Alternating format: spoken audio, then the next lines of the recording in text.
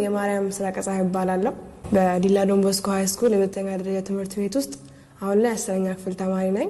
በባለፈው አመት በስድስተኛ ዙር በነበረው የኮዲንግ ስልጠና ላይ እኔና ሌሎች 4 ጓደኞቼ ጋር አንድ ላይ በመሆን የተሰጠን ፕሮጀክት ሰርተን ነበር።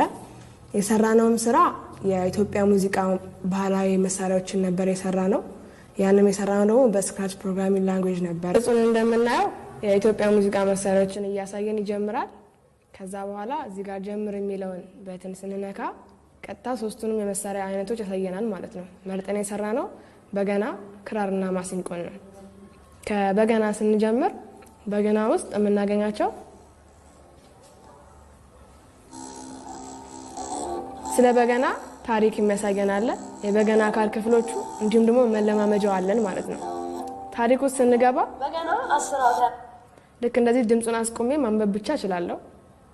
ቀጣዮቹንም ገጾች እንዲሁ ስለ በገና በመጽሐፍ ቅዱስ ያለውን ታሪክ እናየዋለን ማለት ነው። ከዛ ደግሞ በገና አካል ክፍሎቹ አሉ ከምን እንደሚሰሩና ምሳሌነታቸው ከቤተክርስቲያናዊ ስርዓት አንፃር ምን እንደሚመስል ቀጣዩ ገጽ ያሳየናል ማለት ነው። መመሪያው እንደሚለን በበገናው ላይ የሚታዩትን በተኖች በመንካት ስለ በገና አካል ክፍሎቹ እወቁ ይለናል። ለምሳሌ ያህል ቀንበር የሚለውን ብነካ ቀንበር እየነገረች ታስረዳናለች ማለት ነው።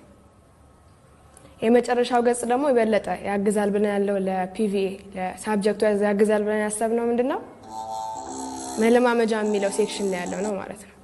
3 ቅኝቶች አሉን፣ ሰላምታ፣ ትዝታና አንቺሆዬ። ከሰላምታ ስጀምር በገናውን ያሳየኝና እዚህ ጋር በቅንፍ ውስጥ የምናያቸውን ፊደሎች በመንካት የበገናውን ድምጾች መስማት እንችላለን ማለት ነው። በገናንም ሆነ ክራር ልጆች በሚያዩ ሰዓት የሚጠሩት ስም ጊታር፣ ፒያኖ እያሉ መጥራት ነው የሚቀናቸው ትክክለኛውን የኛን ባህላዊ ሙዚቃ ከመጥራት ይልቅ። ስለዚህ ተማሪዎች የበለጠ ስለዚህ መሳሪያዎች እውቀት እንዲኖራቸው ለማገዝ ነው። ስለ ታሪኩ፣ ስለ በገና አካል ክፍሎች፣ ስለ እቃው በተለይም ደግሞ ከአንደኛ እስከ 8ኛ ክፍል ኤሌመንተሪ ላይ የሚሰጠው የፒቪኤ ወይም ደግሞ ፐርፎርሚንግ ቪዥዋል አርት ሳብጀክት ላይ የሚሰጠው ትምህርት ድጋፍ ይሆናል ብለን ነው።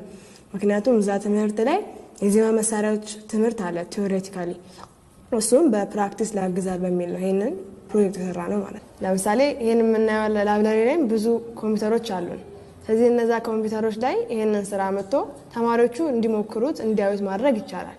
ምክንያቱም መሳሪያዎቹን በአካል ለማግኘት አስቸጋሪ ናቸው። ክራርንም ማሲንቆንም በገናንም ማሟላት ይከብዳል። ተማሪዎች ደግሞ በጣም ኢንተረስቲንግ ይሆናል እንደዚህ ነገር መንካት ማየት። ስለዚህ ቢያንስ እንኳን እዚህ ላይ ይሄን የሰራነው ስራ የበለጠ አሻሽለን ብናመጣው መልካም ነው።